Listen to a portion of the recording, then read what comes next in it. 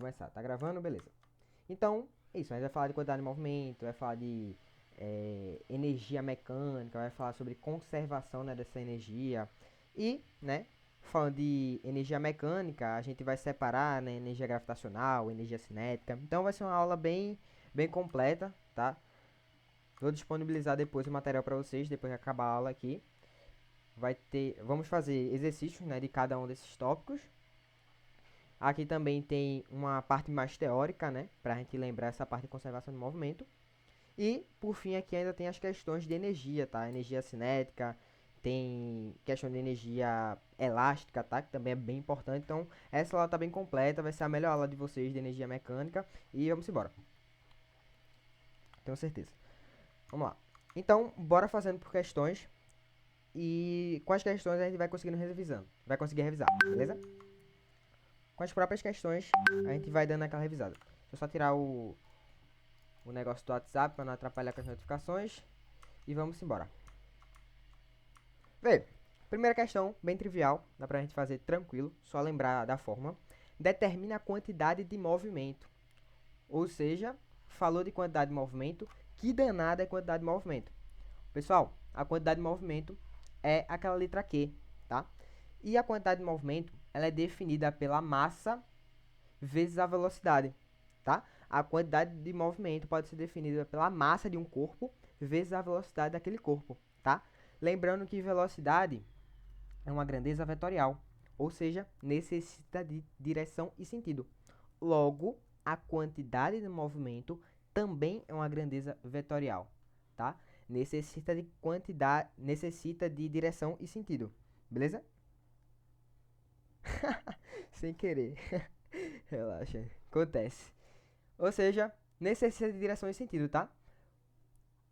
E como assim direção e sentido? Só para lembrar o começo do primeiro ano. A gente tem grandezas vetoriais. Temos grandezas vetoriais. E também temos grandezas escalares.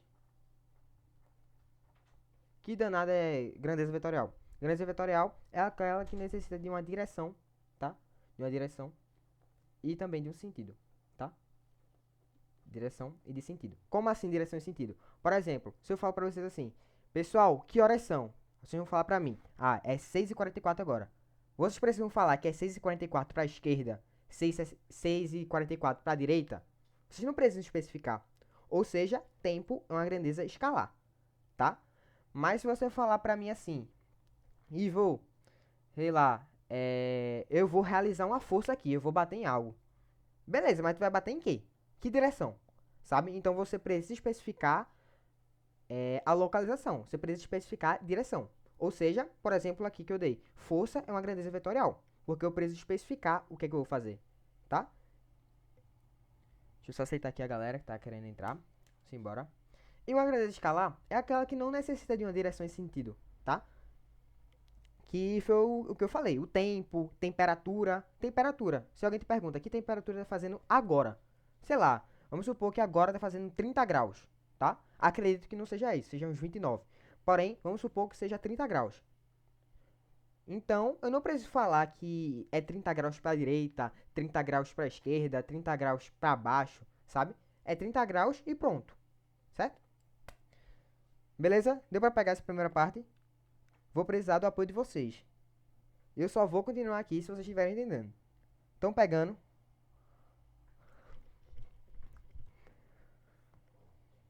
Beleza.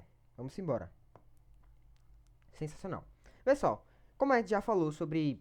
Revisou essa parte, né, de grandezas vetoriais e escalares. Vamos voltar aqui. Quantidade de movimento. Entendemos já que é uma grandeza vetorial, que necessita de uma direção e sentido, e que também depende da massa e da velocidade de um corpo, certo? Então, pessoal, bora ler essa questão? Determine a quantidade de movimento de um objeto de massa de 5 kg, que se move com velocidade de 30 metros por segundo, tá? Então, a gente já tem a massa e tem a velocidade. Então, fácil demais. Vamos substituir. Massa igual a 5. E tá certinho, né? Porque é 5 kg. Tá na unidade correta. E a velocidade, 30 metros por segundo. Que também tá correto. Ou seja, a quantidade de movimento, 5 vezes 30 vai dar 150. Tá? Ele ainda coloca a unidade. 150 quilogramas metro por segundo. Como assim quilogramas metro por segundo? Pessoal, isso aqui é a unidade tanto da massa, tanto da velocidade. Que unidade é a massa? Quilograma. Que unidade é a velocidade? Metro por segundo, tá? Então, é isso aí, a primeira questão. Bem tranquilo, só pra gente dar aquele pontapé inicial do assunto. Resposta, né? Letra C. Sensacional. Vamos embora, vamos pra próxima.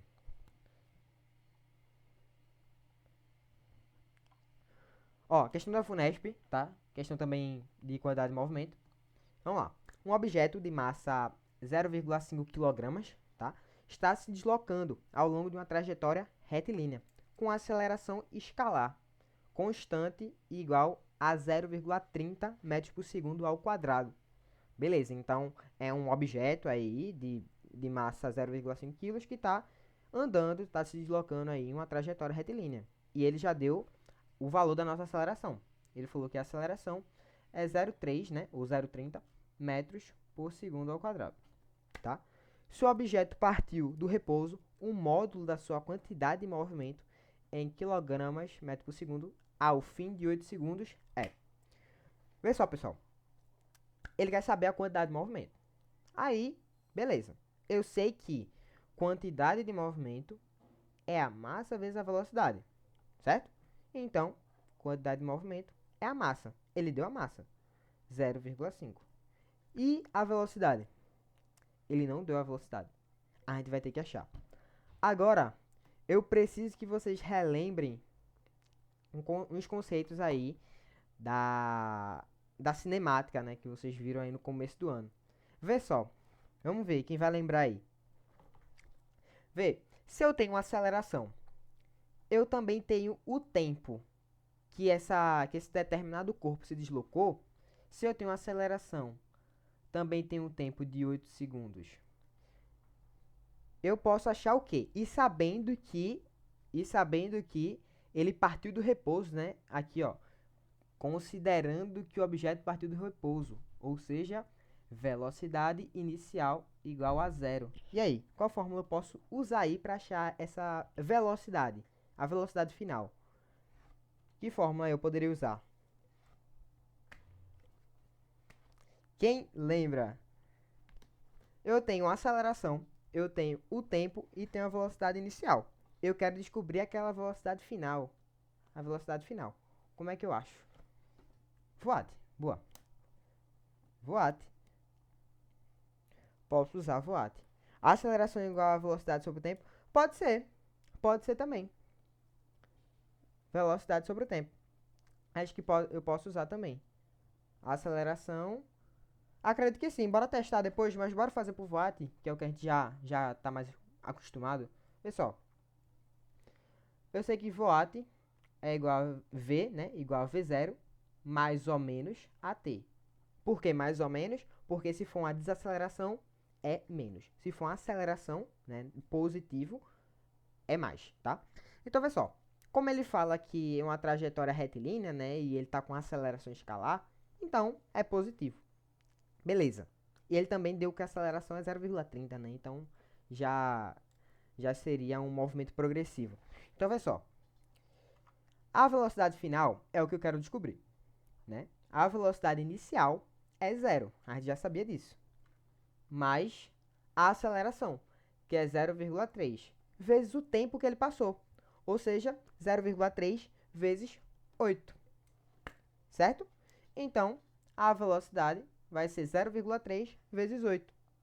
0,3 vezes 8 vai dar 2,4, né?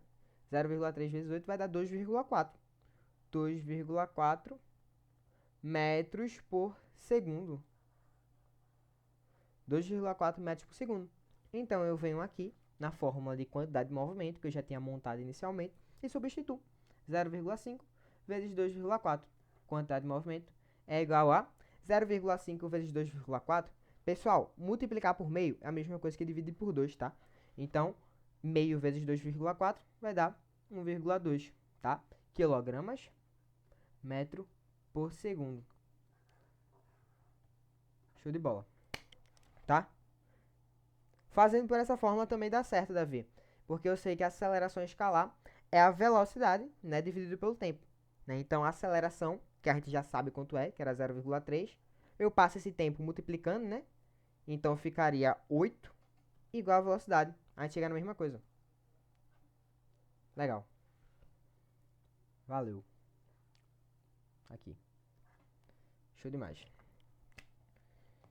Tranquilo. Tranquilo. Ó, lembrando que essa aula vai ficar gravada, tá? Tô gravando a aula. Então, qualquer coisa, qualquer tipo de dúvida, né? Que eu tenho certeza que vocês não vão ter aqui, né? Mas vai estar lá gravada, né? Na plataforma. Vamos embora. Vamos embora. Um automóvel cuja massa é de 900 kg desenvolve velocidade de 30 metros por segundo, né? Porque como está em quilômetro/hora, para mim não importa, né? Quando o motorista pisa bruscamente no freio e com desaceleração constante, consegue parar após 5 segundos, tá? Pode-se afirmar que a variação da quantidade de movimento do automóvel foi... Vê só, vamos tomar cuidado nessa questão. Vamos tomar cuidado. Ele fala aí de um automóvel, né, que tem 900 quilos, desenvolve uma velocidade e ele vai pisar, né, bruscamente nesse freio. E ele vai conseguir parar após 5 segundos.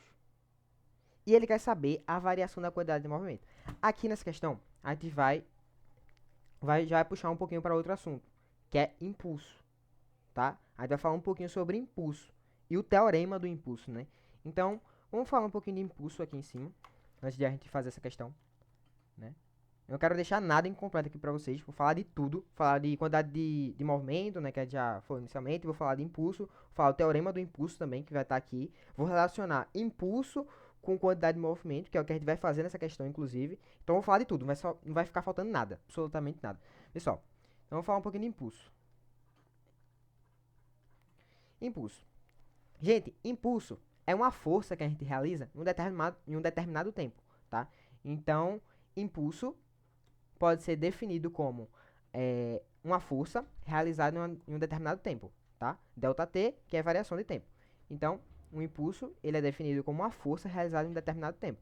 Por exemplo, se eu, sei lá, tiver, só uma suposição, tiver um carro assim no meio da rua e ele tá andando, tá? Ele tá andando, sei lá, a 2 metros por segundo, tá? Tá andando a 2 metros por segundo, aí eu vou lá, eu sou o Hulk e empurro esse carro. E ele consegue chegar a 5 metros por segundo. Porém, como eu vou dar um impulso, eu só vou empurrar esse carro, aquilo não vai ser algo constante, vai ser por um determinado tempo. E esse carro vai aumentar de velocidade. Ou seja, eu realizei uma força por um determinado tempo e isso é chamado de impulso, tá? O impulso é uma força realizada em um determinado tempo, beleza?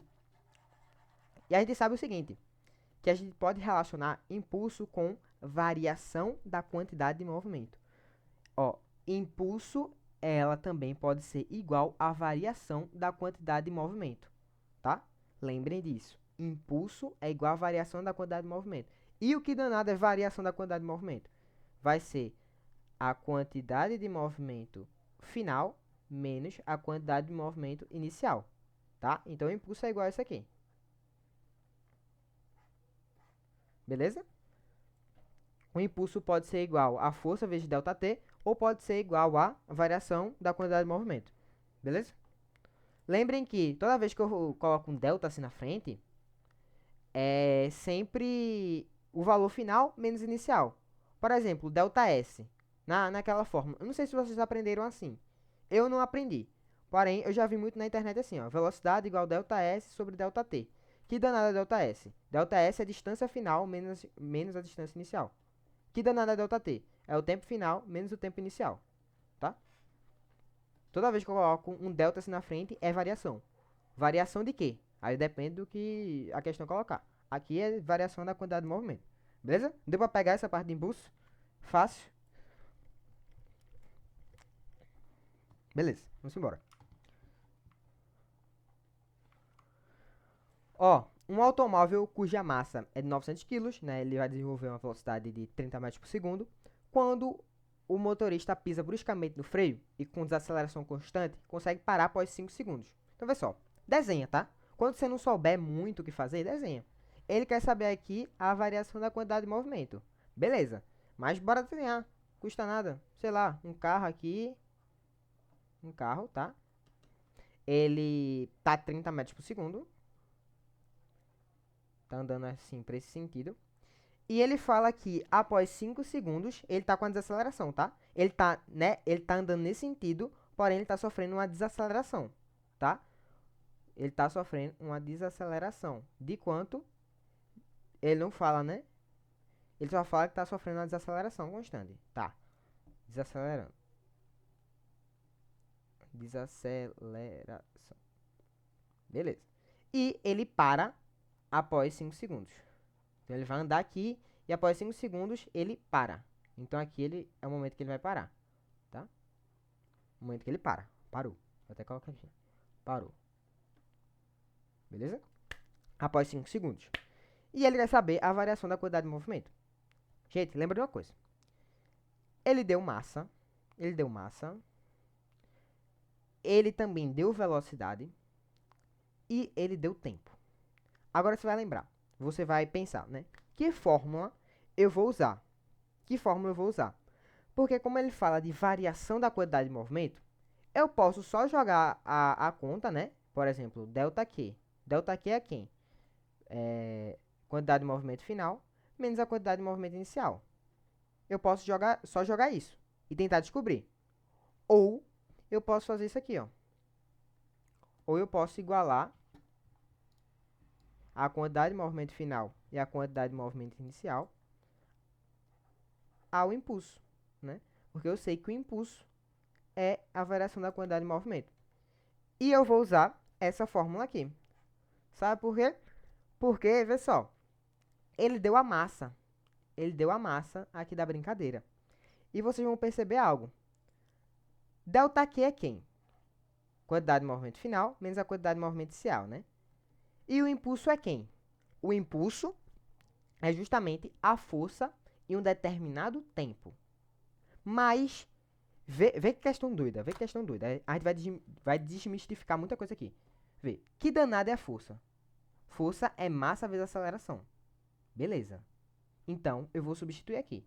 No lugar de força, eu vou colocar massa vezes aceleração. Porque vocês vão começar a descobrir algumas coisas. Vê só.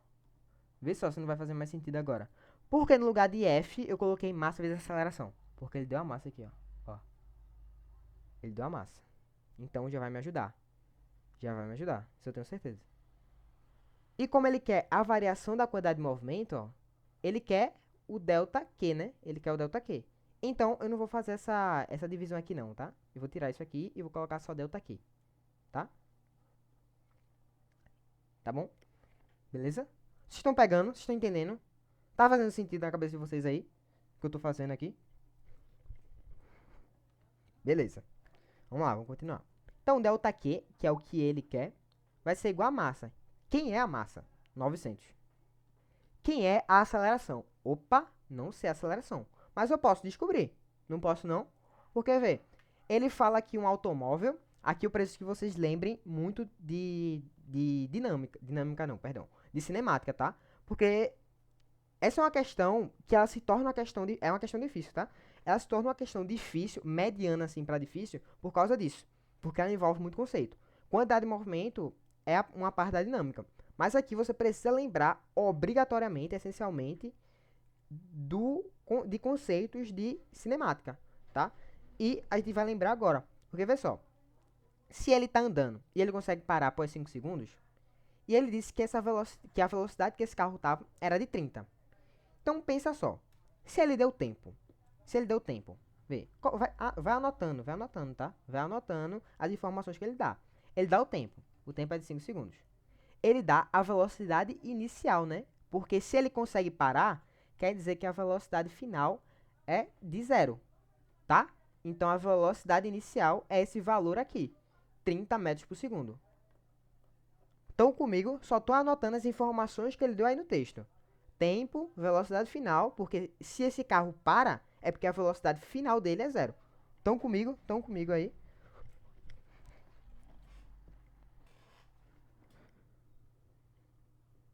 Beleza. Show de bola. Show de bola. Perfeito, perfeito. Vê só. Então, vê só. O que a gente pode fazer? Aqui eu já tô lembrando de uma fórmula. Ele quer descobrir a aceleração. Se ele quer a aceleração, eu posso usar voat. Voat, ó. Mais ou menos AT. E nesse caso a gente vai usar menos, né? Porque é uma desaceleração. Vamos lembrar disso. É uma desaceleração. Tá? Ele fala aqui, deixa bem claro, né? Desaceleração.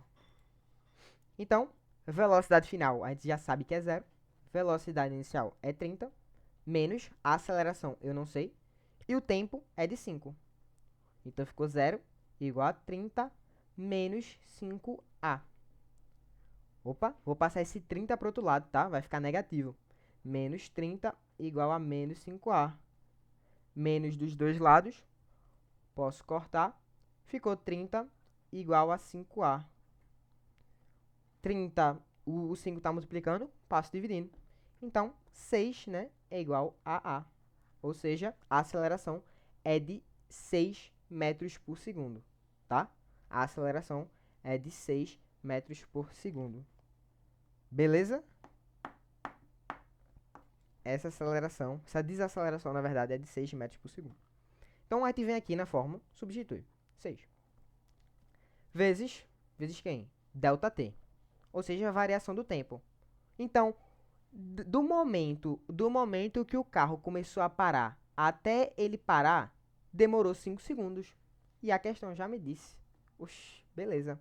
Só substitua aqui, ó. ΔT igual a 5. Então, quer dizer que a variação da quantidade de movimento vai ser 900 vezes 6 vezes 5. Vê.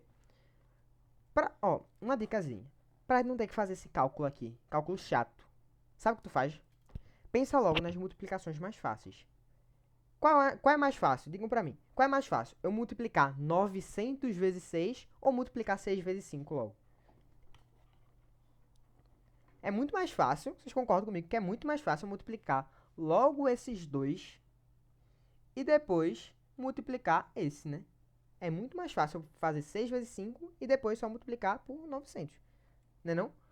E ver, pra vocês não terem que fazer conta muito simples assim. Na hora da prova, ou no Enem mesmo, né? Porque o Enem, você precisa de tempo, né? E você fazer essas continhas assim na hora do Enem, vai te gastar tempo. Então, já faz direto. Vê só. 6 vezes 5 é 30. Isso você consegue fazer de cabeça, né? Porque 6 vezes... Só pensar, 6 vezes 10 é 60. Então, 6 vezes 5, metade. 30.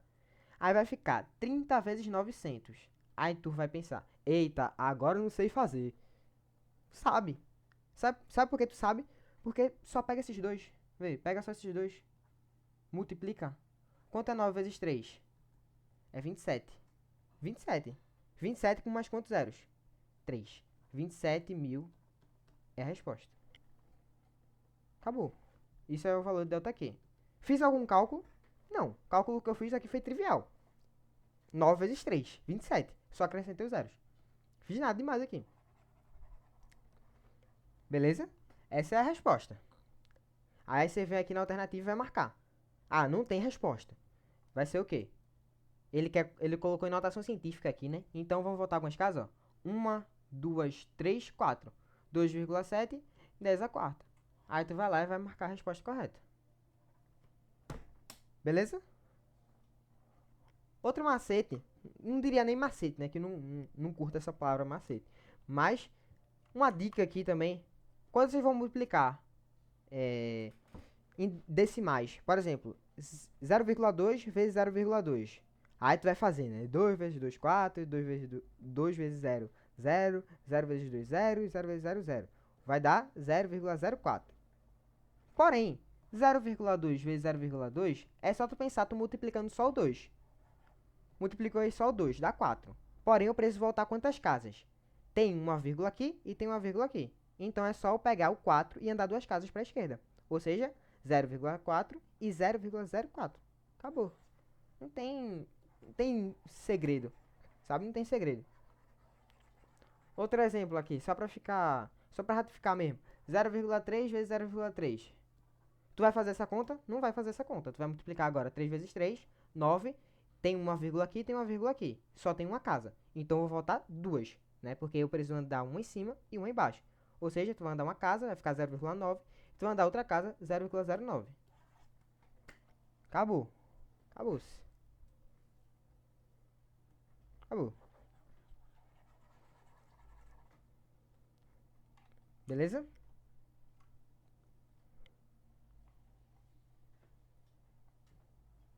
Show. Tranquilo, tranquilo. Com essa questão.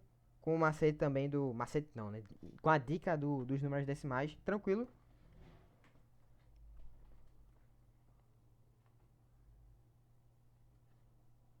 Beleza. Simbora.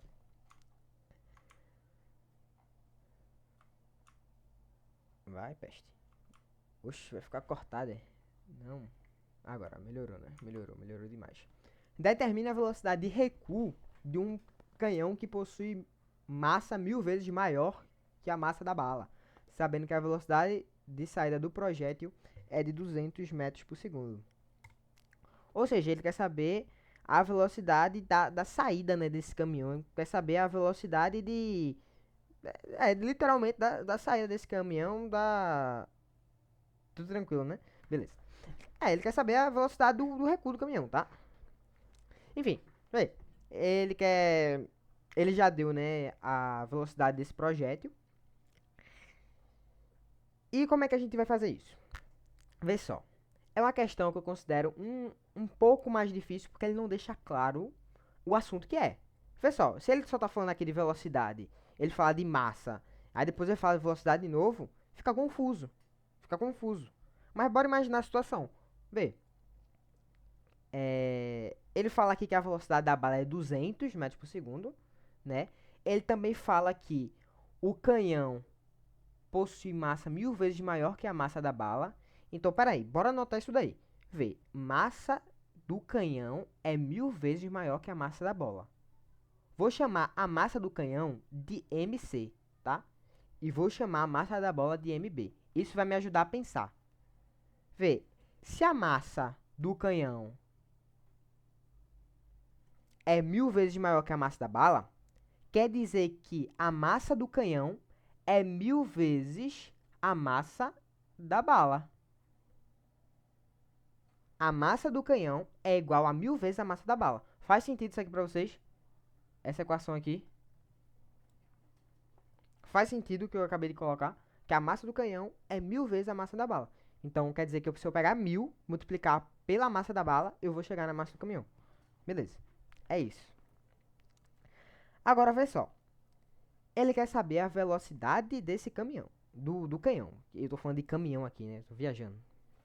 Mas é canhão. Ele quer saber a velocidade de recuo desse caminhão. Desse canhão. Meu Deus do céu. Então, vê só. Se ele tá relacionando sempre massa e velocidade, o que que dá pra gente lembrar com isso? O que é que dá pra gente lembrar com isso? Quantidade de movimento. Por quê? Foi o que eu acabei de falar pra vocês ali no começo da aula. A quantidade de movimento vai depender de quê? Da massa e da velocidade. E como que eu vou achar a massa desse canhão aí? Vê só. É só a gente pensar no seguinte. A quantidade de movimento final, ou melhor, a quantidade de movimento, vou colocar assim, a quantidade de movimento 1 tem que ser igual à quantidade de movimento 2. Vou colocar um assim. Por quê? Porque, vê só, eu já tenho a velocidade da bala, né? Eu já tenho a velocidade da bala e eu quero saber a velocidade do canhão. Eu não vou colocar nenhum e dois, eu vou colocar as informações que eu já tinha, né? Vou colocar a quantidade de movimento do caminhão, do canhão e a quantidade de movimento da bala, tá? E essa quantidade de movimento dos dois precisa ser igual. Porque, vê só, se eu sei que a massa do caminhão é igual a essa massa da bala, quer dizer que isso daqui, esse valor aqui, quer dizer que esse valor aqui vai ter que ser igual a esse. Porque se eu sei que a massa do canhão é igual a 1000 vezes a massa da bala, esse valor tem que ser igual a esse. Vê, vai ficar mais claro agora quando a gente substituir. Vê só. Quem é... Eita, apaguei o negócio, coisa linda. Quem é a quantidade de movimento do caminhão? Vai ser a massa do caminhão vezes a velocidade do caminhão, certo? Porque quantidade de movimento é massa vezes velocidade. E quem é a quantidade de movimento da bala? Vai ser a massa da bala vezes a velocidade da bala. Tá fazendo sentido isso na cabeça de vocês? Estão conseguindo desmistificar isso daí? Tá fazendo sentido? Estão entendendo o que eu tô fazendo aqui? Beleza, show de bola. Vê só, massa do canhão. Eu poderia colocar MC ou posso colocar simplesmente esse valor aqui, ó. Porque eu sei que a massa do canhão também é 1000 vezes a massa da bala, né? Então, eu vou colocar essa 1000 vezes massa da bala, para eu poder cortar. Porque vê que coisa linda. Se eu coloco no lugar de MC 1000 vezes MB, vai ficar assim, ó. 1000 vezes massa da bala, vezes velocidade do canhão. Qual é a velocidade do canhão? Não faço a menor ideia. Eu vou descobrir agora, né? Porque é o que ele quer saber. Velocidade do canhão, não sei. Porém, massa da bala. Massa da bala, eu não sei. Mas massa da bala é a própria massa da bala, né? Vezes a velocidade da bala, que é de 200. Isso eu sei. Então vai ficar 200. Beleza? Pegaram a montagem. Por que que eu montei assim? Beleza?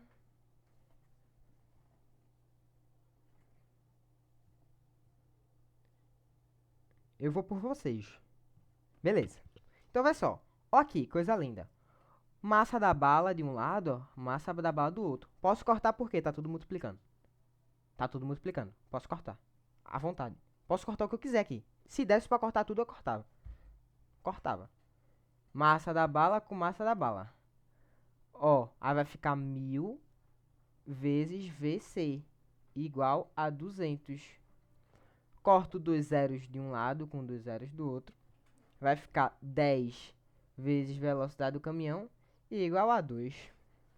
Então quer dizer que a velocidade do caminhão, meu Deus, velho, do canhão é igual a 2 sobre 10, né? Porque eu passo esse 10 dividindo.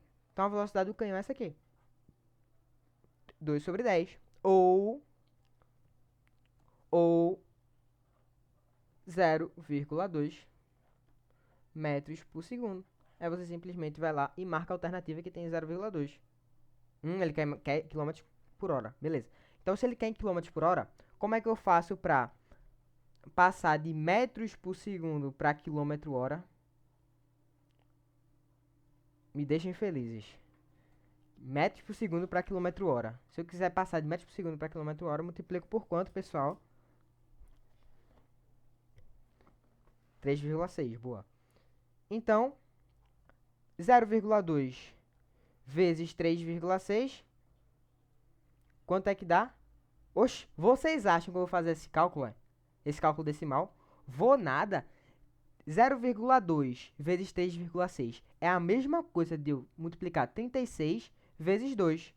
Porém, voltando duas casas. Ou seja, dividindo por 100. Quanto é 72 dividido por 100? Vê se não é muito mais fácil assim. 0,72 km por hora. Aí você vai lá.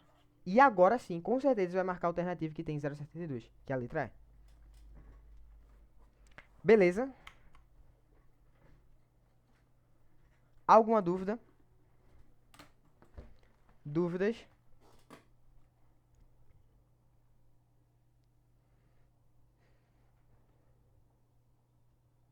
Sensacional. Perfeito. Perfeito. Vamos embora. Questão teórica agora, tá? Questão teórica.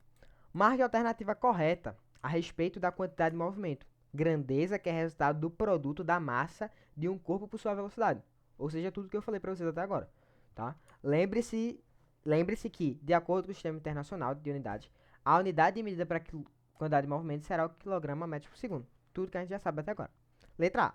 a quantidade de movimento é uma grandeza escalar. Claro que não. A gente viu que a quantidade de movimento é uma grandeza vetorial. Ou seja, depende da direção e sentido. Tá? Lembrando que, aproveitando que a gente voltou nesse tema de direção e sentido, lembrando que direção é aquela que vai definir se aquele negócio vai ser vertical, vertical, se vai ser horizontal, enfim, tá? E sentido é aquela que vai definir se vai ser para a esquerda, por exemplo, para a esquerda, ou se vai ser para a direita, tá? Por exemplo, se eu falar para vocês que eu tô num carro e tô indo no sentido horizontal, beleza. Porém, eu não especifiquei para vocês se eu tô indo para a esquerda ou para a direita. Faz sentido? Então, essas duas grandezas estão completamente interligadas, tá? Elas estão completamente interligadas. Se eu tenho um, consequentemente eu tenho outro. Estão completamente interligadas. A direção vai definir se aquele movimento vai ser assim para horizontal, se vai ser na vertical, se vai ser oblíquo, tá? E o sentido é aquele que vai definir, tá? Definir a direção, tá? Então a direção vai te falar, ó, o teu sentido é na horizontal. Beleza, mas é na horizontal, mas é para onde? Para esquerda, para direita, para frente, para lateral, beleza? Fiquem de olho nisso. Letra B. Forças internas são capazes de gerar variação da quantidade de movimento total de um sistema. Vê só, forças internas é aquelas forças que um próprio corpo consegue realizar, tá? É aquela força que, tipo assim, vamos supor que tu tá numa cadeira, tá? Tu tá lá na escola, tu tá numa cadeira. Isso, quantidade de movimento é uma grandeza vetorial. A gente falou aqui, ó, no comecinho. Acho que tá aqui em cima. Aqui, quantidade de movimento, a grandeza vetorial. É vetorial porque necessita de direção e sentido. Direção e sentido, tá?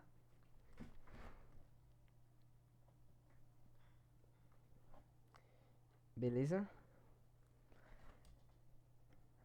Aí a letra B fala pra gente o seguinte: forças internas são capazes de gerar variação da quantidade de movimento total de um sistema. Vê só, forças internas é aquela força que o próprio corpo consegue fazer, sabe? Vamos supor que tu tá numa cadeira, tá? Tu tá na cadeira da escola, por exemplo. Aí tu vai lá e faz uma força pra tentar ir pra frente assim na cadeira, sabe? Quando tu tá sentado, aí tu faz uma força assim, tu realiza um trabalho pra tu ir pra frente assim da cadeira. Tu consegue fazer, às vezes tu consegue até andar, mas tipo, essa tua força, ela é tão mínima, ela é tão desconsiderável que você não pode relacionar ela aqui, né, nessa questão, tá? Porque ele fala aqui, forças internas são capazes de gerar variação da quantidade de movimento total de um sistema. Isso aqui, eu confesso que essa questão, na verdade, ela é um pouco tendenciosa. Ela é um pouco tendenciosa e até mal feita. Porque forças internas, como eu disse, né, são aquelas forças que você mesmo consegue fazer, que o próprio corpo consegue realizar. Porém, ela é tão desconsiderável, ela é tão irrelevante que ela não vai gerar variação da quantidade de movimento. Mas, mesmo que seja uma força interna mínima, ela vai gerar de fato. Porém, essa letra B ele fala no sentido de gerar, no sentido de ser relevante assim, sabe? Não sei se vocês estão conseguindo entender o que eu estou falando, mas quando a letra B fala que é capaz de gerar variação, seria uma variação considerável, sabe? Aquela variação que iria interferir no resultado. Porém, a força interna, ela é tão mínima que ela não consegue gerar uma variação na quantidade. Gerar até gera, mas é tão irrelevante que a gente não considera, sabe? Essa é a ideia. Essa questão eu achei ela um pouco mal feita, por isso que eu até preferi trazer ela para tirar essa dúvida, caso vocês tivessem visto ela em algum canto, porque essas questões que eu peguei é da internet, completamente da internet. Beleza?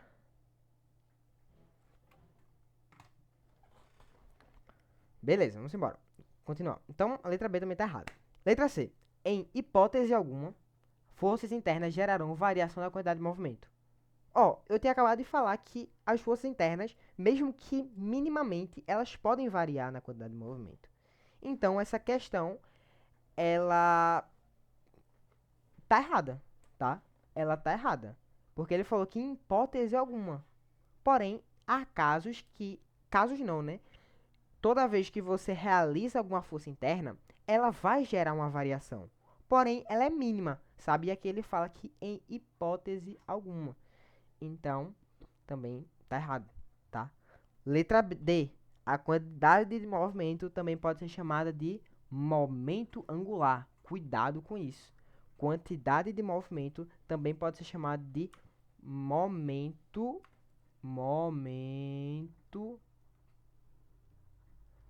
linear.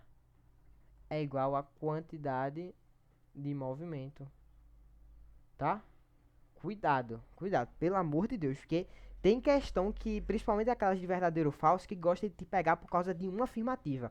Então, cuidado com essas questões teóricas de quantidade de movimento. Lembre, quantidade de movimento é uma grandeza vetorial. Quantidade de movimento também pode ser chamada de momento linear. Quantidade de movimento também depende da velocidade e da massa. Apenas. Quantidade de movimento depende da velocidade e da massa. Se ele falar assim, não, quantidade de movimento vai depender da aceleração do projétil, da velocidade e da massa. Tá errado. Tá errado. Tá? É velocidade e massa. Apenas. Beleza? Letra E. Quantidade de movimento é uma grandeza vetorial. Perfeito. Cuja direção e sentido são iguais aos de vetor velocidade. Perfeito. Perfeito. É justamente o que eu até tinha falado aqui em cima. Vê, por que a quantidade de movimento é uma grandeza vetorial? Porque ela depende da velocidade. A velocidade, ela tem direção e sentido. A velocidade é uma grandeza vetorial. Então, se a velocidade é uma grandeza vetorial e a quantidade de movimento depende da velocidade, a quantidade de movimento também vai ser uma grandeza vetorial. Acabou. Acabou-se. É uma grandeza vetorial porque depende da velocidade. E eles vão assumir a mesma direção e sentido. O vetor velocidade vai ser o mesmo do vetor quantidade de movimento, tá? Vão assumir a mesma direção e o mesmo sentido. Perfeito, perfeita a letra E, tá? Beleza? Dá pra entender?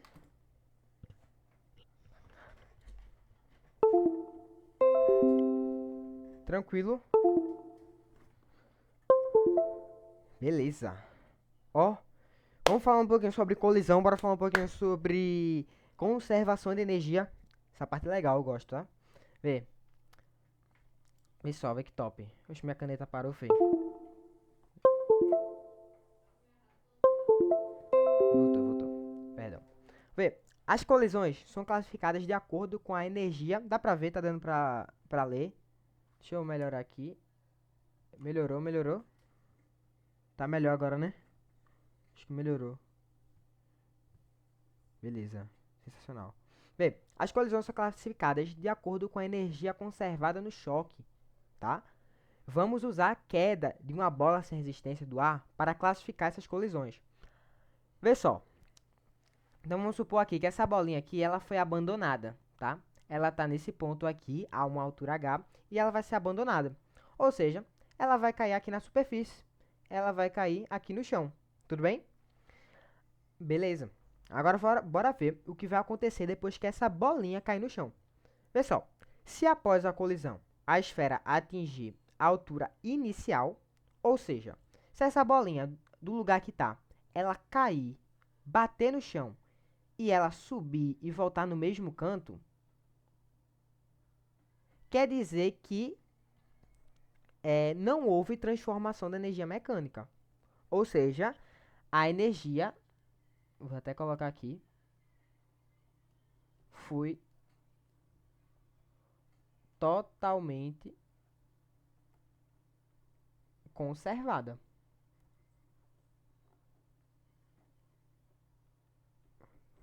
Aí vai perguntar, que danada é conservação de energia? Conservação de energia é você conseguir preservar, tá? Você conseguir preservar aquela energia que tem naquela bola, tá?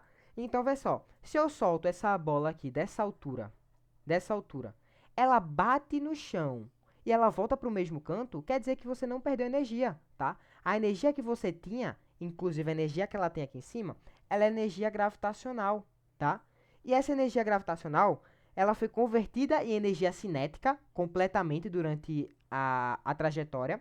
Ela bate no chão, consegue receber energia elástica, volta a partir da energia cinética de novo, energia cinética, e volta para uma energia gravitacional igual à anterior, tá?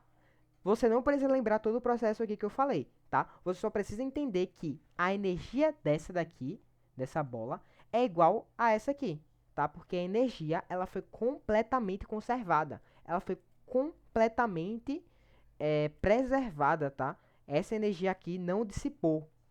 Lembrando que, até bom pra lembrar aqui dessa parte lexical, tá? Essa parte aqui do vocabulário. Dissipar é a mesma coisa de perder, tá? Perder. Dissipar é a mesma coisa de perder. Show? Então, nesse caso, não há dissipação de energia. Ou seja, a energia que tem no início é a energia do final. Vou até colocar aqui. Energia do início. Energia. Energia do início é igual a do final. Show? Vê. Vamos para outra partezinha. Se após a colisão, o mesmo exemplo, tá, da bola. Mesmo exemplo da bola. À vontade, pode falar. Agora.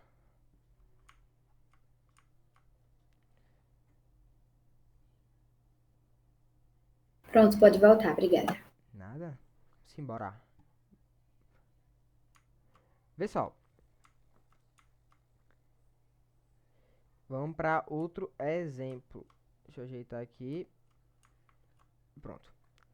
Se após a colisão a esfera atingir uma altura menor, parte da energia mecânica foi transformada, o que é chamado de choque parcialmente elástico. Ou seja, vê só. Vamos supor que essa bolinha também, de novo, ela vai sair do chão, vai vir, vai bater no chão, porém, ela em vez de chegar na mesma altura da anterior, ela vai chegar até aqui. O que quer dizer? Quer dizer que a energia, ela foi dissipada. Energia foi dissipada. Ou seja, eu perdi parcialmente essa energia, tá? Eu perdi parte dessa energia. Minha energia não foi totalmente conservada. Dissipada, tá? E a gente chama isso de choque parcialmente elástico, beleza? Tranquilo, né? A bolinha não chega na mesma altura que a anterior e eu perco certa parte dessa energia. Tranquilo, né? Vamos para a próxima.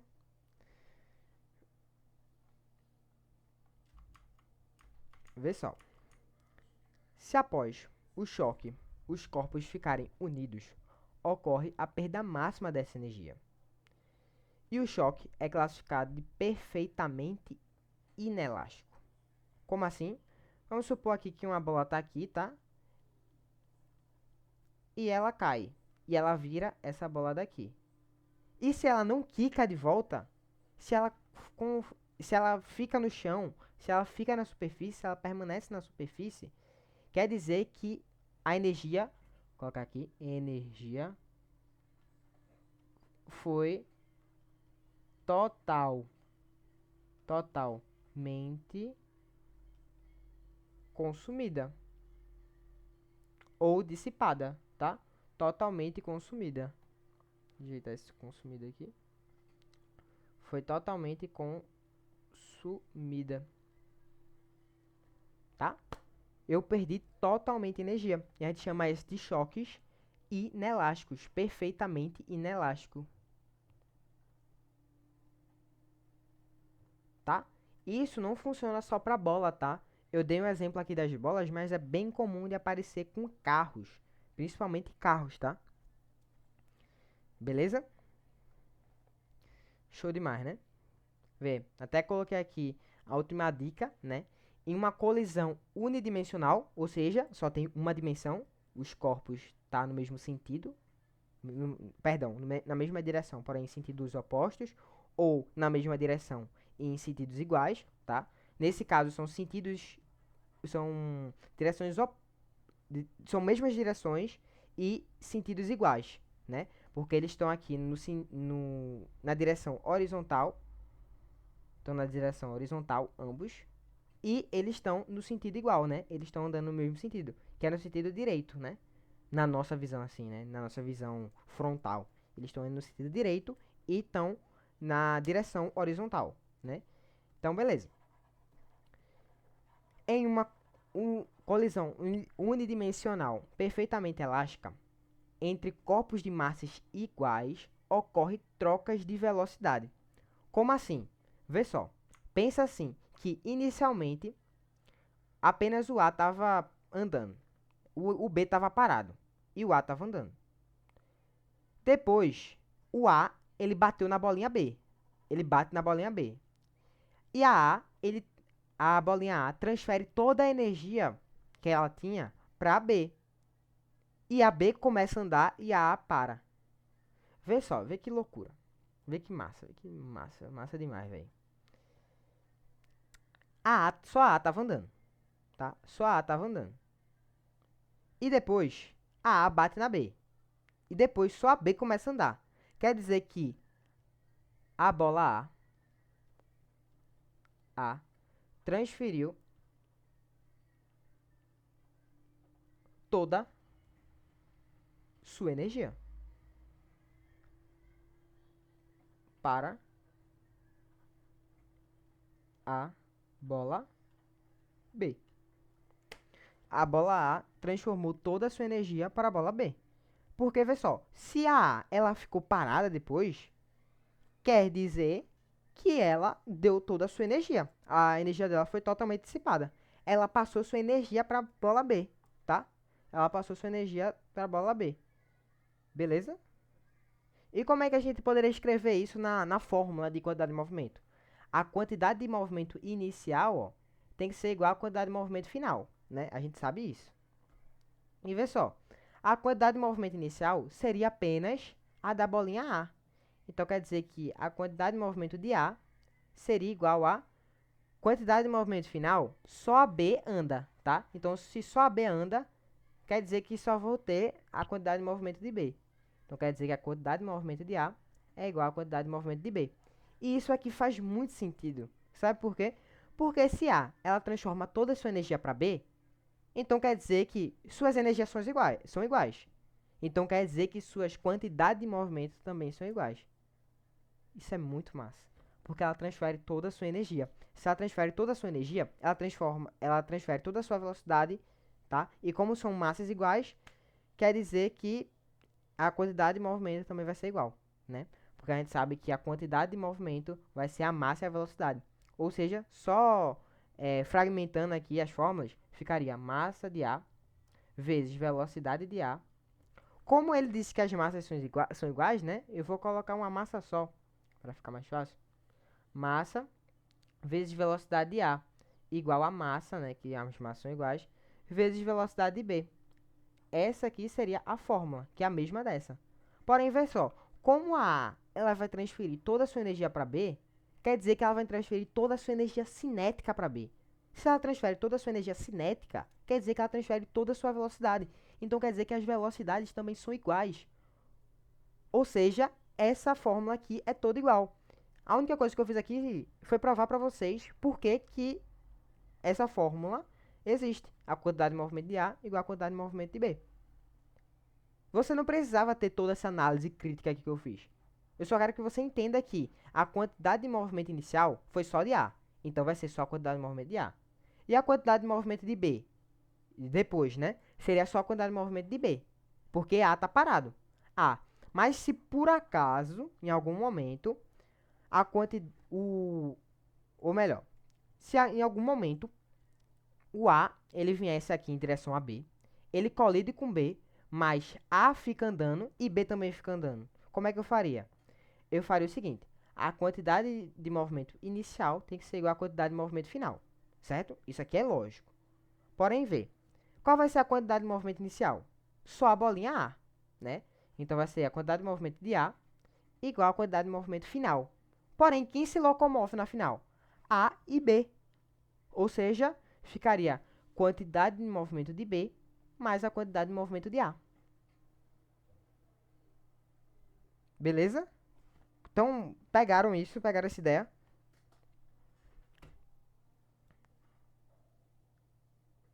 Isso, A na final. Se por acaso, é uma hipótese, tá? É só uma óbvio. Se A permanecesse andando, sabe? Se o A batesse no B, o B ia começar a andar. Porém, vamos supor que se o A continuasse andando também, tá? Aí ficaria assim a fórmula. Entendeu?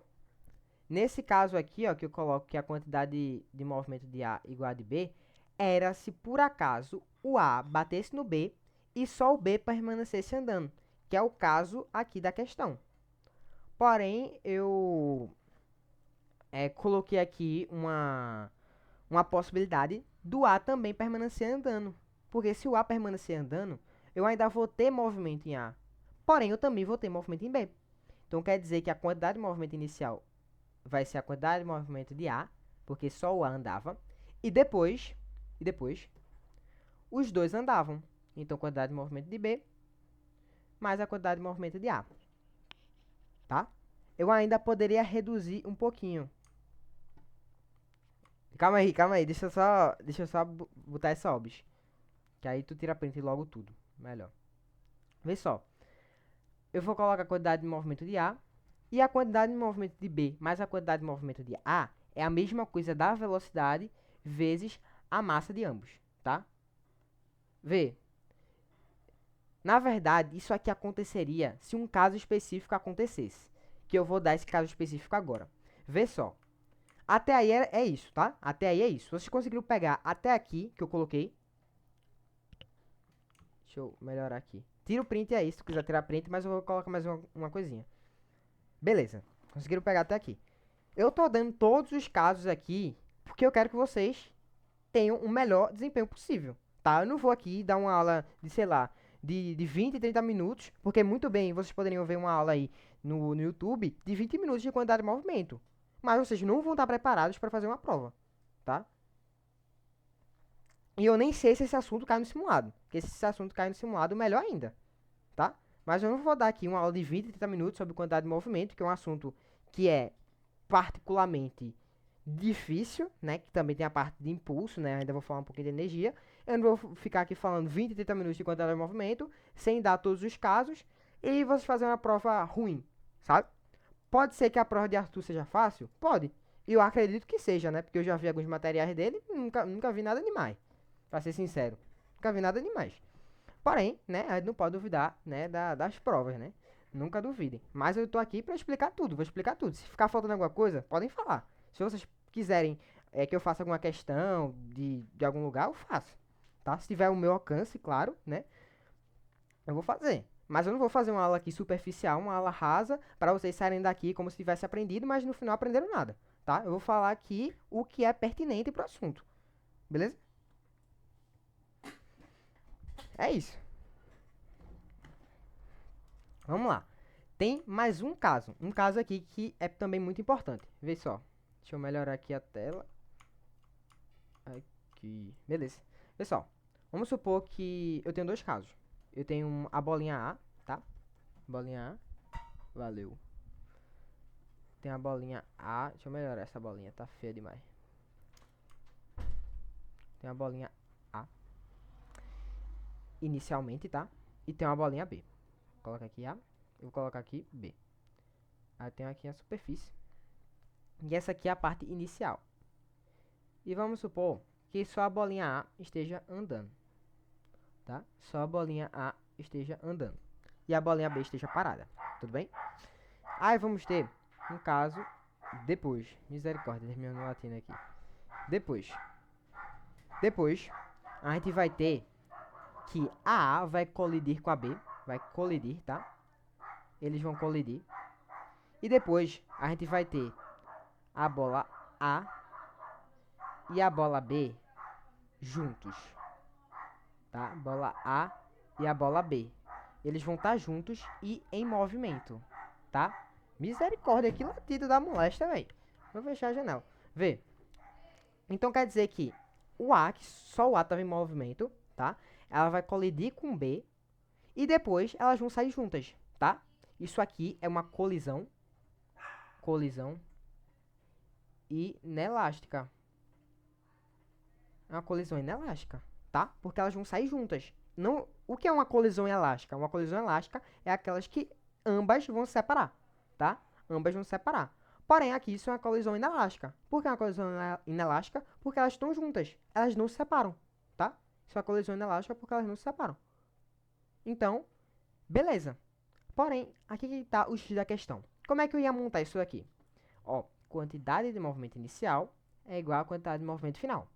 Tudo bem? É isso, né? Quem se move no início? Apenas A. Ixi, marrom não, peguei o errado. Apenas A. Só A se anda no início. Então quer dizer que, inicialmente, seria só a quantidade de movimento de A. Mas depois, quem que se mexe? A e B, né? Porque ambas estão juntas inelasticamente e estão se movimentando. Então, eu poderia fazer o seguinte. Eu poderia falar que a quantidade de movimento final é a quantidade de movimento de A mais a quantidade de movimento de B. Né não? Porém, quando elas estão inelasticamente, vocês concordam que elas estão dividindo a mesma velocidade? Porque se elas estão juntas, não tem como uma ser mais veloz que a outra. Faz sentido isso? Não tem como. Se as duas estão juntas, coladas. Não tem como uma ter uma velocidade maior que a outra. Elas têm a mesma velocidade. Então, ó, eu posso dizer que em vez de eu falar que a quantidade de movimento de A é igual à quantidade de movimento de A mais B, eu posso fazer apenas as massas de A e massa de B vezes a velocidade, tá? Simplificando. Como é que eu ia chegar nessa fórmula aqui?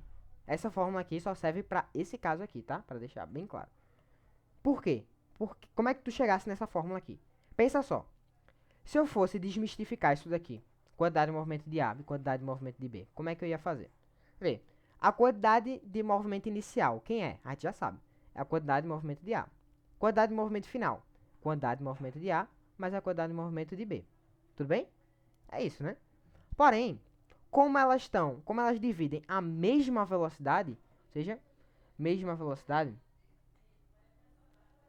com a mesma velocidade, vê só, quantidade de movimento de A. Se eu fosse botar na fórmula aqui, quantidade de movimento de A, se eu fosse fazer a fragmentação da fórmula, seria a massa de A vezes a velocidade de A, não é não? Isso aqui igual a quantidade de movimento de A. Quem é a quantidade de movimento de A? É a massa de A vezes a velocidade de A, não é não? Mais a quantidade de movimento de B, que é a massa de B vezes a velocidade de B.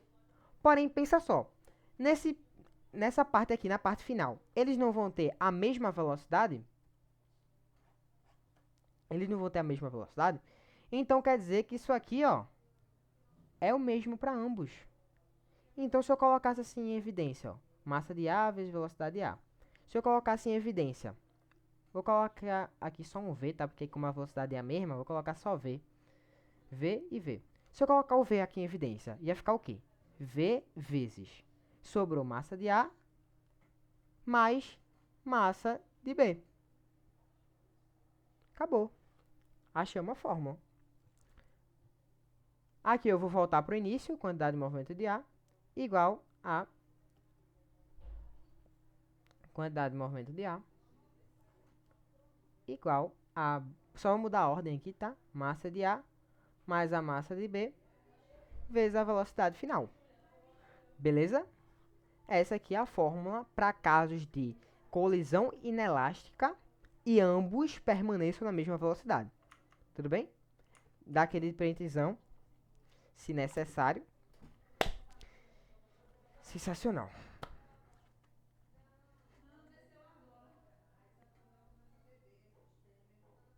Beleza?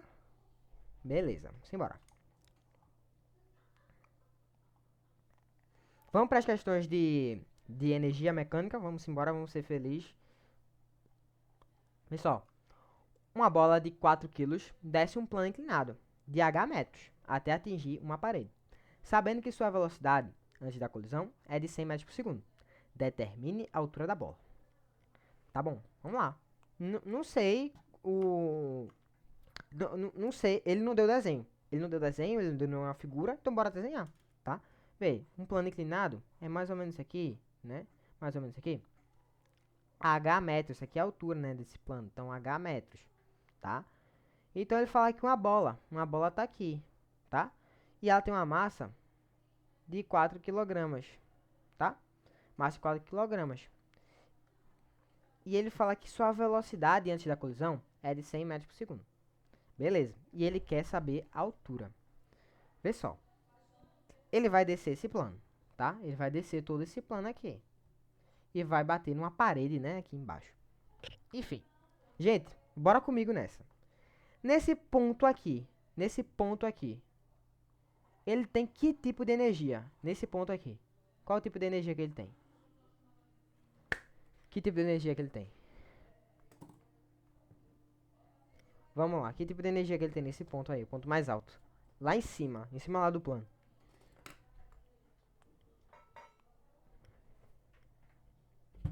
Só abrir meu leão, meu iced tea com limão. Ai, aí. E aí? Então muda hoje, é?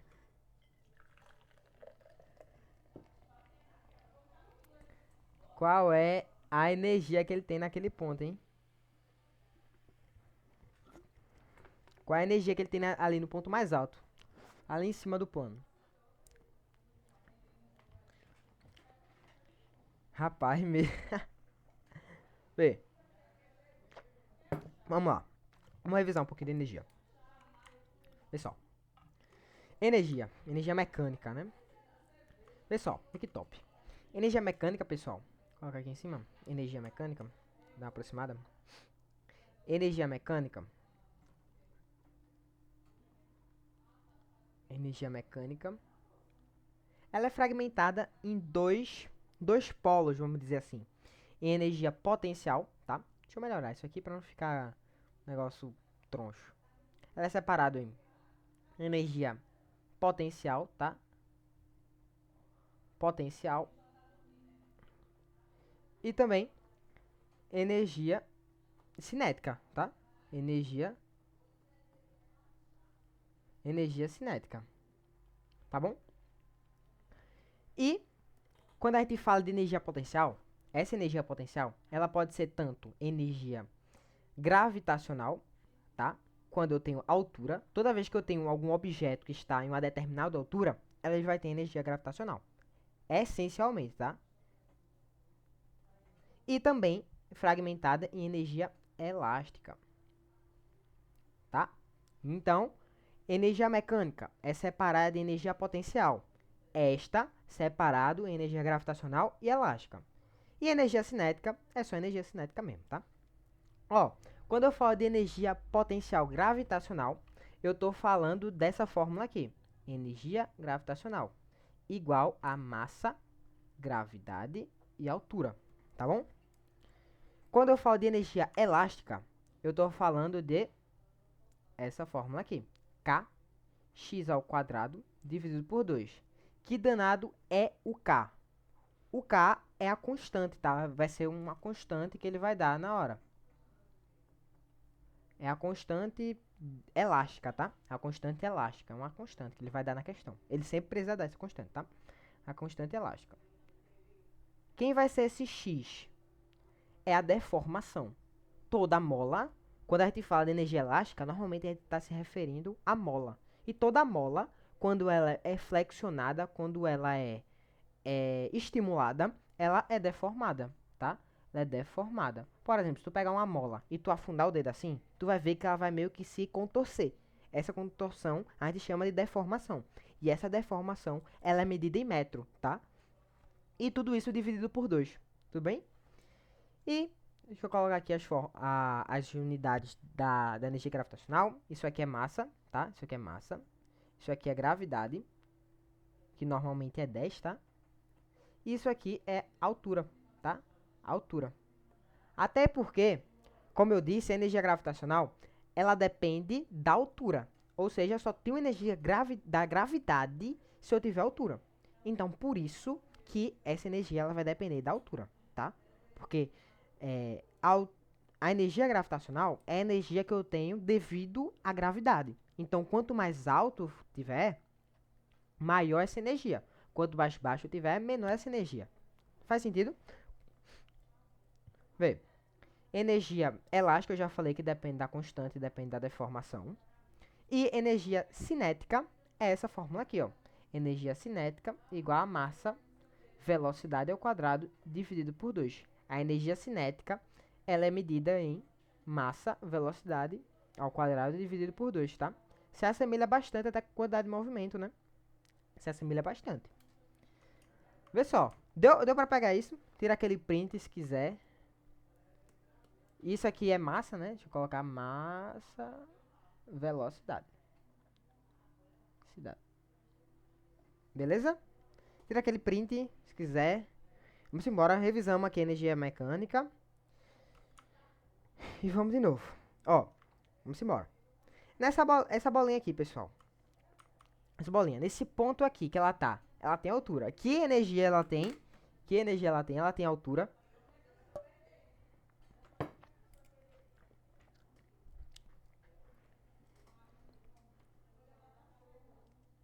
Gravitacional, perfeito. Ela tem energia gravitacional inicialmente, tá?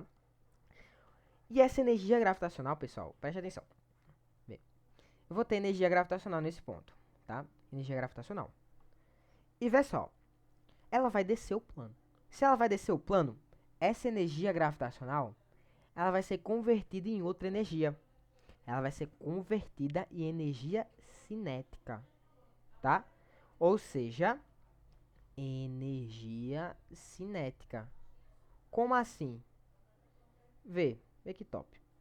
Aqui em cima, quando ela tá parada, quando ela tem altura, ela vai ter energia gravitacional. Perfeito. Boa, Vinícius.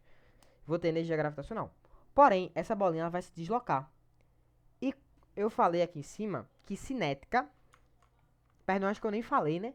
Energia cinética é aquela energia que está relacionada com movimento. Perdão, acho que eu não falei. É aquela energia que está relacionada com movimento, tá? Movimento das partículas, movimento de corpos, movimento de alguma coisa, tá? Então, vê só, vê que top. E toda vez que eu tenho algum objeto em movimento, ele essencialmente, inerentemente, ele tem energia cinética, beleza? Então, essa energia gravitacional, ela vai ser levada, ela vai ser transformada em energia cinética. Porque ele vai cair e vai bater em uma parede. Uma parede vai estar, sei lá, sei lá, vou desenhar não. Vou desenhar a parede não. Mas, sei lá, vamos dizer que a parede está aqui na superfície, tá? A parede está aqui na superfície. Vai, desenha. A parede está por aí, tá? Então, essa energia gravitacional, ela vai ser transformada totalmente em energia cinética. Porque eu não vou ter mais altura, tá? Então, para gente resolver isso aqui, era só a gente fazer uma simples conta. Eu sei que a energia gravitacional, como ele não disse nada, né, se vai ter perdas ou não, eu posso afirmar que a energia gravitacional ela vai ser totalmente convertida em energia cinética. Ou seja, a energia gravitacional que eu tenho é igual à energia cinética, tá? Então, energia gravitacional é o que mesmo? Massa, gravidade e altura. E que é a energia cinética? Massa, velocidade ao quadrado dividido por 2. Ó, massa com massa. Posso cortar, tá multiplicando, posso cortar à vontade. Gravidade. Ele disse para adotar 10, tá? Então 10 vezes a altura. Ele quer saber a altura, né? Justamente, ele quer saber essa altura. Igual a velocidade ao quadrado. Quem é a velocidade? 100. 100 ao quadrado dividido por 2. Balão. Vê. 10h igual a 100 ao quadrado é 10.000. 10.000. Dividido por 2. Ou seja, 10h. Vou cortar já um zero com zero aqui, tá? Cortei um zero de um lado com zero do outro. Aqui você pode fazer do jeito que quiser. Eu achei melhor cortar o zero. Então, cortando esse zero com o zero, ficou h igual a 1.000 dividido por 2, que vai dar 500 metros. É o valor dessa altura, tá? Então, tu vai lá e vai marcar com certeza 500 metros. Eu não tenho a menor dúvida, beleza? Tranquilo com essa questão. Normalmente, pessoal, questão assim de energia, ele vai sempre pedir para relacionar as energias, tá? Tipo, normalmente energia elástica se convertendo em energia cinética, energia gravitacional se convertendo em energia cinética, tá? Tranquilo? Fácil, fácil. Deu pra pegar, sinceramente. Beleza. Boa, boa, boa. Vamos embora. Tá mais um. Uma bolinha de massa M está conectada a uma mola de constante elástica 100 Nm. Eu acabei de falar para vocês, né? Que quando a gente fala de energia elástica, ele precisa dessa constante. Então ele deu a constante. Essa constante é igual a 100, tá? Newtons por metro. Quando solta, ela se movimenta com velocidade de 15 metros por segundo. Sabendo que a elongação da mola após a bolinha se soltar, né? É de 0,9 metro, ou seja, essa aqui é a deformação. Eu falei que a deformação é aquela elongação, é aquela prolongação da mola, né? Depois que a gente estimula ela. Então, sabemos que esse x, né, que é a deformação, é 0,9 metro. Beleza? E aqui, Newton por metro. Calcule a massa da bolinha. Vê só. Como eu falei para vocês, normalmente questão de energia é sempre uma relação entre as energias. Sempre vai ser alguma coisa se transformando na outra. Vê só, uma bolinha de massa está conectada a uma mola. Então eu sei que é energia elástica, tá? Energia elástica se convertendo em alguma coisa. Quando solta, ela se movimenta. Ou seja, pessoal, se ela se movimenta, ela vai se transformar em que energia? Digam pra mim. Sem medo de errar. Vai sair de energia elástica para o quê? Se ela se movimenta.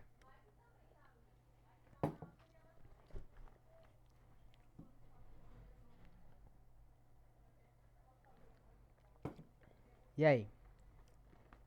Cinética. Vai se transformar em energia cinética. Perfeito. Ou seja, vai sair de energia elástica para se converter em energia cinética. Pronto, acabou. É só a gente colocar aqui as informações. Quem é energia elástica? K, x quadrado, dividido por 2. Quem é energia cinética? Massa, velocidade ao quadrado, dividido por 2. Ó, eu tenho 2 dos dois lados. Vou cortar. K, quem é K? 100. A gente já descobriu. Quem é x? 0,9, tá? 0,9 ao quadrado.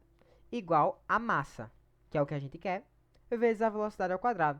A velocidade era de 15.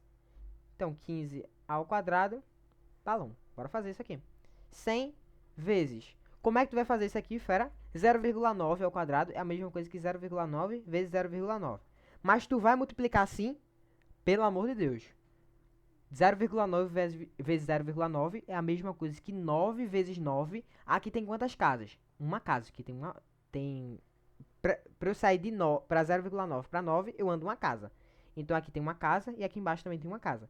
Então a mesma coisa de eu multiplicar 9 vezes 9 e dividir por 100, tá? 9 vezes 9 dá 81, dividido por 100, 0,81, né? 0,81. 81, volta uma casa, volta duas casas, 0,81. Esse aqui é o valor de 0,9 ao quadrado. Então, 0,81 igual a massa, que é o que ele quer, vezes 15 ao quadrado. 15 ao quadrado, 225, tá? Beleza. 0,81 vezes 100 é só a gente andar duas casas para a direita, tá? Multiplicar por 100 é só a gente olhar para a vírgula. Se eu multiplico por 10, vira 8,1. Se eu multiplico por 100, fica 81, tá? 81 igual a 225 m. Bora fazer essa divisão, mas bora fazer essa divisão inteligente. Sabe por quê? Quer ver só? Ficou como cálculo 81 dividido para 225 igual a m. Mas bora se ligar numa coisinha. Quando eu divido 81 por 225, eu vou chegar em algum número. Isso aqui é fato. Porém, vê as alternativas. Não tem como ser 1 já, né? Não tem como ser 1. Porque 81 dividido para 2025 jamais vai dar 1. Vai dar um número menor que 1, tá? Agora, vê só. A letra D dá 0,8, a letra C dá 0,6, a letra B dá 0,4 e a letra A dá 0,3. Ou seja, se eu descobrir o primeiro valor da divisão, eu já acho o meu resultado. Quer ver? Bora fazer essa divisão? 81 dividido para 225. não dá, né? Então coloca um 0 aqui, 0, vírgula. Quantas vezes 225 dá em 810? 3, né? 220 por 4 iria passar. Deixa eu ver, 225 por 4. Por 4 ia dar 900, não dá, né? Dá 8, 10, 8, 9, ia dar 900. Então só dá por 3. Ou seja, quantas vezes 225 dá em 810? 3 vezes. Agora, tu já sabe que a resposta é 0,3 alguma coisinha. Tu tá esperando o quê? Me diz, tu tá esperando o quê pra não marcar a letra A? Porque tu já sabe que é 0,3 alguma coisa. Esse aqui não é o resultado definido da divisão. Porém, tu sabe que a resposta já é 0,3. Então, tu não ia ficar em dúvida em nenhuma alternativa. Sabe? Então, gente, pra poupar tempo, sério, parece besteira o que eu tô falando aqui. A respeito do caso da vírgula, né? Em multiplicar com decimal. Em relação a isso. Ai, mas só ia completar a divisão. Ia demorar no máximo uns 2 minutos, 1 minuto. Pega esses 2 minutos que tu tem nessa questão. Numa prova de matemática do Enem. Das 45 questões, 20 questões, 18 questões, tu vai precisar fazer isso. Tu vai precisar colocar continha. Tem muita continha chata no Enem. Vamos supor que das 20 questões, tu termine a divisão. Tu vai lá, dá uma de gostoso só pra terminar a divisão. Das 20 questões. Ou seja, tu vai demorar 1 minuto a mais. Vamos supor, tu demora 1 minuto a mais fazendo a divisão. São 20 questões vezes 1 minuto. Ou seja, tu perde 20 minutos. Isso, a longo prazo, numa prova do Enem, 20 minutos é muito, tá? É muito precioso 20 minutos. Então, quanto mais você puder poupar tempo, melhor, tá? Quanto mais tempo tu perder, pior, né? Logicamente. Então, vê a diferença. Eu tô considerando só tu perder 1 minuto por questão. Que por muitas vezes você vai demorar muito mais, 2 a 3. Porém, a resposta já estava muito óbvia, tá? Então, claro, o negócio é fazer as questões com calma. Parece até clichê, né? Eu falar aqui, não, faça a prova com calma. Mas é a realidade. Faça uma prova com calma, mas faça uma prova também com inteligência.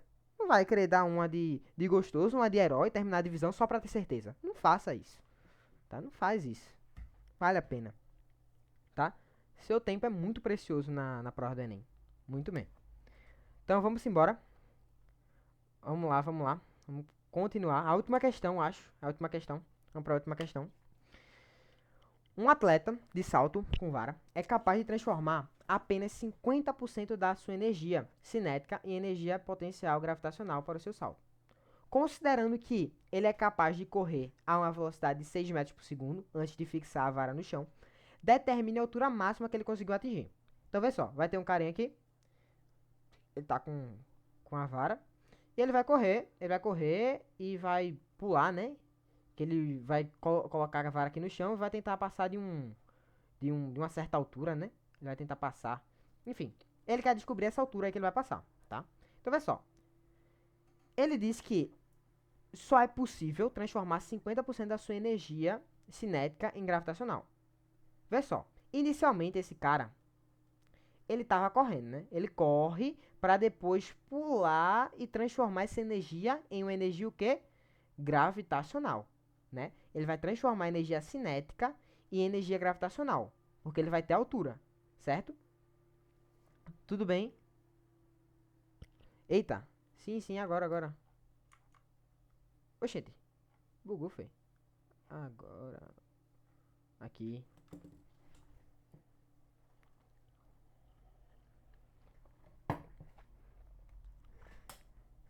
Show. Bora. Então, vê só. Vocês concordam que eu vou converter energia cinética em energia gravitacional, né? Tranquilo até aí?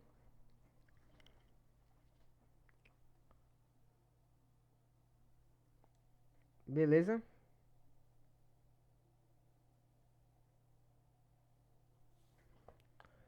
Vê que massa. Eu posso responder essa questão aqui. Vou mostrar aqui 2 caminhos diferentes para você fazer essa questão. Vê só. Ele quer saber a altura máxima que ele pode atingir. Ele quer saber a altura, né? Eu ia mostrar 2 formas, mas como ele quer altura, né, vai ficar meio difícil. Mas eu vou mostrar aqui uma forma com certeza que dá pra você fazer, tá? Vê só. Ele vai converter apenas 50% da energia cinética, tá? Ou seja, ele vai converter 50% da energia cinética em energia gravitacional. Tudo bem a montagem? Ele só converte 50% dessa energia em energia gravitacional, beleza? Apenas 50%.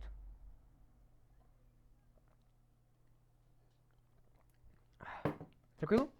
Então, olha só, aqui eu já vou simplificar. Para não ter que usar 100, 50 e 100, eu simplifico.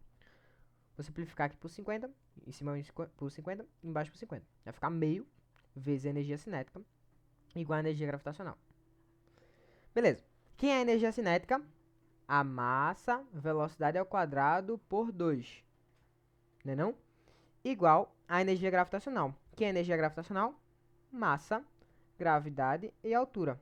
Ó, aqui ficou uma multiplicação de fração. 1 vezes mv quadrado vai ser o próprio mv quadrado. Dividido para 2 vezes 2, 4. Igual a massa, né? Ali que é a altura, né? Igual a massa, gravidade e altura. Massa dos dois lados, fera, cortar. M com M, ficou v quadrado sobre 4, igual a gravidade, né? Que ele acho que pediu para adotar 10. Aqui, ó. Gravidade como 10 metros por segundo. 10 vezes uma altura. Então ficou o seguinte. Vou passar o 4 para o outro lado. Vai ficar... Eita, quem é a velocidade que ele deu mesmo? Ele falou que a velocidade, ó, era 6 metros por segundo, tá? Então, no lugar da velocidade, eu coloco 6. 6 ao quadrado dividido por 4. Igual a 10h. 6 ao quadrado é 36. Dividido por 4 vai dar 9, né? Isso aqui igual a 10h. Então, 36 por 4 vai dar 9. 9 igual a 10h. Então, quer dizer que h é igual a 9 dividido por 10. Então, h é 0,9, né? Que é só voltar uma casa. 0,9 metro. Aí tu vai lá e vai, com certeza, marcar a alternativa A, tá? Questão boa, questão interessante, né? Um pouco mais trabalhosa. Ó, ficou um degradê certinho, ó. Função poética da linguagem. Sensacional. Me preocupar com a estética. Gostaram, gostaram? Botando em prática a função poética da linguagem. Poética da linguagem. Ah, por que função poética da linguagem? Função poética da linguagem é aquela que está relacionada sempre com a estrutura. Aquela que está preocupada com o texto. Preocupada com o texto. É aquela que se preocupa em como aquela informação vai ser inserida, sabe? É aquela que se preocupa com toda aquela parte estrutural, toda aquela parte semântica em relação a esses sentidos, é aquela que se preocupa com tudo. Tanto aquela parte da própria estrutura em si do poema. Enfim, é aquela função que se preocupa com toda aquela parte estilística, tá? Toda aquela parte estilística da linguagem. Tranquilo? Inclusive, função poética é diferente. Opa! Função poética é diferente de função emotiva, tá? É diferente de função emotiva. Muita gente confunde. Função emotiva é aquela que está preocupada com o próprio autor, com o eu lírico. Nem sempre com o autor, tá? Mas sempre com o eu lírico. Eu lírico. Aquela que está sempre preocupada com o eu lírico, tá? Normalmente é sempre escrita em primeira pessoa e ela vai demonstrar as emoções daquele eu lírico, tá? Lembrando que a diferença de um narrador para um eu lírico é que o eu lírico é aquele que conta a história, não necessariamente o narrador. Tranquilo? Beleza, acho que foi isso, né? Por hoje é só. Por hoje é só. Acho que deu pra falar de bastante coisa. Bastante coisa. E acho que é isso, né? Não foi só uma. Não foi só uma aula de física, né? É. Uma aula de matemática, uma aula de física, mas é isso. É bom esse intercâmbio, né? Esse sincretismo educacional. Acho muito interessante. Muito top. Mas é isso. E aí, gostaram da aula em si? Gostaram? Gosto muito do feedback de vocês, velho. Sou nada.